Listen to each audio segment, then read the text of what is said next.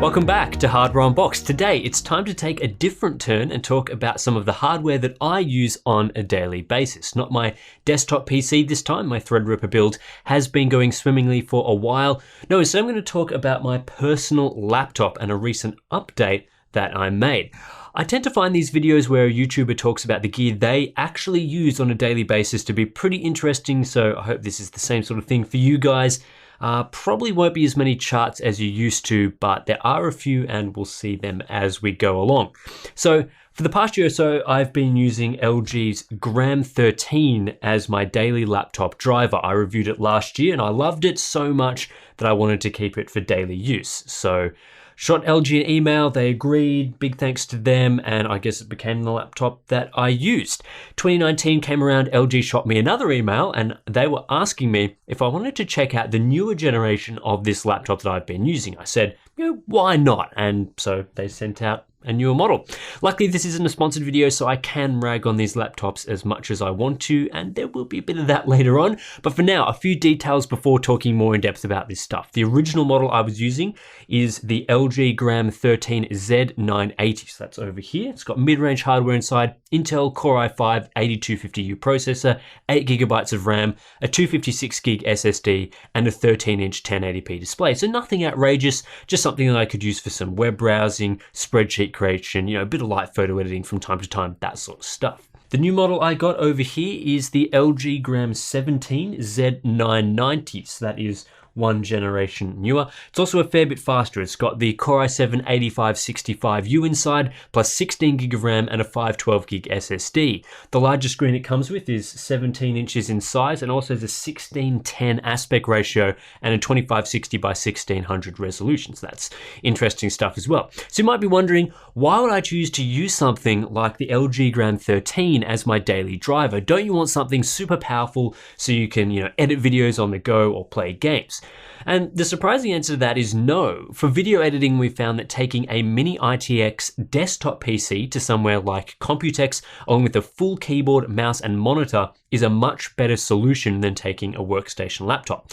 Yeah, the desktop is larger and it's heavier when you factor in especially all the components like a monitor, but when we put a Ryzen 7 2700X in there with 32GB of RAM and with a much larger 4K display, it made my life a lot easier to quickly edit videos with near the performance I'm used to from my desktop. I've tested a lot of laptops, and while there are some decent 15-inch options out there, the performance of a Core i7-8750H or other 6-core laptop CPU doesn't cut it compared to the 2700X. And on top of that, the entire laptop platform is just worse than the desktop. It's often hotter and louder too, so for any on-the-go editing, I'll be continuing to bring a compact desktop. As for gaming, I just don't find myself gaming on the go all that often. I'd actually rather use a purpose-built portable gaming system that can be run entirely off a battery like my Nintendo Switch. Again, gaming laptops are great for some people, but they tend to be large and they require a power connection to run at their maximum performance. They're also super expensive in my opinion for what you get relative to other options like a desktop, so gaming as well just isn't really a use case for me. What I do actually use my laptop for are the things I mentioned earlier, a bit of web browsing, checking up on the YouTube channel and stuff like the comments from you guys, some script writing, editing benchmark spreadsheets, creating graphs, photo editing, a bit of video playback as well. So nothing that really demands a super high performance laptop. All I need is something with enough performance to keep me going. What I'm really after though are several non-negotiables. It has to be portable. When I've got a laptop in my backpack, I want it to weigh as little as possible so I don't have to lug around, anything that's super heavy, and also it will allow me to use as much of my carry-on limit when flying for camera gear. It also has to have excellent battery life. I already have plenty of hardware that I can plug in and use like a desktop PC, so whatever laptop I have has to actually be usable as a portable device away from a charger, often for a long time. And then, a great screen is going to be super important for me as well. The original Gram 13 over here did tick all of these boxes. It weighs just 965 grams. The performance for the price was great, even though I was rocking just a Core i5 in here. The display was excellent. It lasted for ages on the battery and had a number of other good things I like, such as a good keyboard, fingerprint sensor. It's got, decent build quality, decent ports, that sort of thing. There's really nothing wrong with my laptop. The only reason I took up LG on their offer of a new laptop review unit over here was to see what a single generation upgrade would be like, and if the larger size would be something that I'd appreciate. So let's talk about the pros and cons of the upgrade. The first big positive is the display. Having a 17-inch 2560 by 1600 display is so much better than a 13-inch 1920 by 1080 unit. The size is fantastic, but it's the aspect ratio that really does it for me. Taller is better for these sorts of use cases, and 16:10 just feels right. It's a higher resolution overall too, so it can fit more content on the screen, which is a neat bonus. Some areas of the display performance are decent and better than the Gram 13, especially the contrast ratio, which is way up from just over 1000 to 1 to over 1500 to 1 with the 2560 by 1600 IPS display. Brightness is great, as are the viewing angles. Accuracy is much the same as it was previously, with delta E averages in that 2.5 to 3.5 range, although I just calibrate the display anyway, so it doesn't really matter all that much. My biggest concern was that upgrading to a larger display would ruin the portability advantage I had with the sub 1 kilo Gram 13. And yes, obviously the Gram 17 with a 17-inch display is a lot larger. I mean, the footprint difference is huge, but the 17 still fits in my backpack, and crucially, it still only weighs 1.33 kilograms.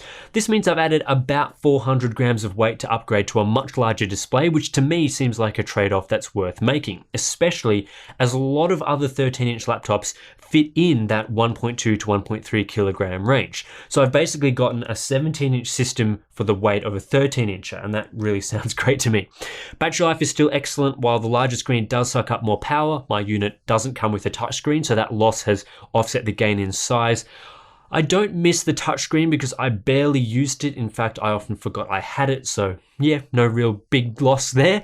The Gram 13 was easily getting 8 to 10 hours of real world usage in web browsing and so on, and the Gram 17 is right around that mark too. So I'm happy. That's a few hours longer than other laptops I've used, and the video playback chart shows that as well. The rest of the pros are just stuff that carried across from the previous Gram 13. Still love the fingerprint reader and the home button. The build quality is great, and it's still really quiet even when under full load. The addition of a numpad to the mix I also appreciate. I'm in Excel a lot, and I miss using the numpad on the 13-inch model, but that's here with a 17-incher, as you'd expect given the size. As for the cons, the biggest is the lack of a significant performance upgrade. The only reason I'm getting better performance here is because I shifted up from a Core i5 to Core i7 CPU. Even though I went up a generation, moving from Kaby Lake Refresh to Whiskey Lake, the CPU itself is still built on 14 nanometers, it still packs 4 cores and 8 threads, and still uses largely the same architecture as Skylake with the same sort of power limits. When you look at the performance breakdown, yeah, I'm getting anywhere from 10 to 30% more performance in typical workloads, with a huge 40% gain in Premiere for some reason. That seems relatively evenly spread across single and multi-threaded workloads, given the core count is the same and only the clock speeds have improved going from Core i5 to Core i7, plus there is a bit of an increase in cache. But I also could have achieved nearly the same improvement moving from the Core i5 8250U to the Core i7 8550U rather than the newer Core i7 8565U. I've fully benchmarked these systems in the past, so you can see my full breakdown for performance in previous videos, but we're just not getting much of an upgrade comparing exact generations. We're talking, single digit gains. So for someone in my position, unless you can jump up a product class like going from Core i5 to Core i7, there's not much of a performance incentive to upgrade your laptop across a single generation. And with Intel struggling to get 10 nanometer out the door and then struggling to extract more performance than we're already getting out of first gen 10 nanometer, and it also seems like we'll likely be getting another 14 nanometer refresh, that probably won't change anytime soon. And to be honest, the biggest upgrade here performance-wise will probably be the doubling of RAM from 8 to 16 gigabytes. Things are sad when you're more excited about a RAM upgrade than the CPU itself. Not that this is a knock on the Gram itself. LG can only use the processors that are available to them, and that's the same for, pretty much every other OEM.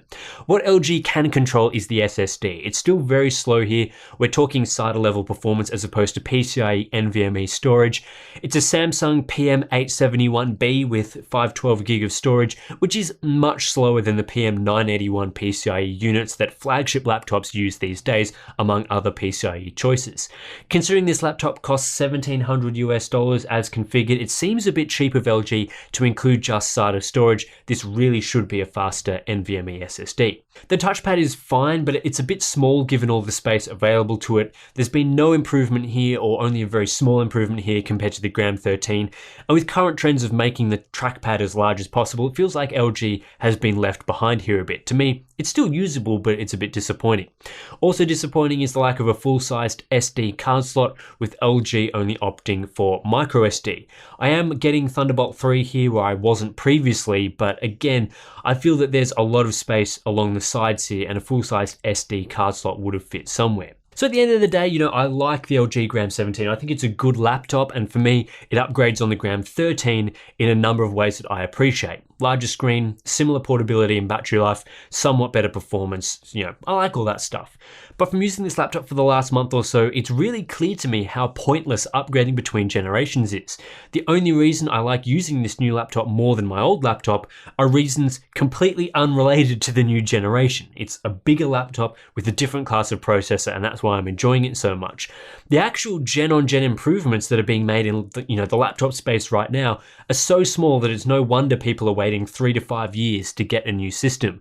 The biggest bump we got recently was Intel finally caving in and giving us 4 cores in an ultra-portable form factor, and that's the only significant change we've seen since the launch of Skylake, and perhaps even going further back than that. I really feel we need AMD to come in here with Zen 2 based mobile chips and shake things up a bit, bring some spice back into the laptop market and give people a reason to upgrade their system. Because if you found a type of laptop that you like with a decent form factor and feature set, until we get a decent CPU generation, I'm just not sure why you'd bother looking to upgrade. That's it for this one, a bit of a journey through my laptop upgrade and all that stuff. I'm interested to hear your thoughts on the portable laptop market right now, and whether you'd consider upgrading your system if you have one in the current market. Subscribe for more content, give this a like if you enjoyed it. If you want to support the channel directly, consider joining our Patreon page or buying some merch like this hoodie that I'm wearing. There's been a lot of great support for our merch store that we have just launched, so check that out. Links in the description below, and I'll catch you in the next one.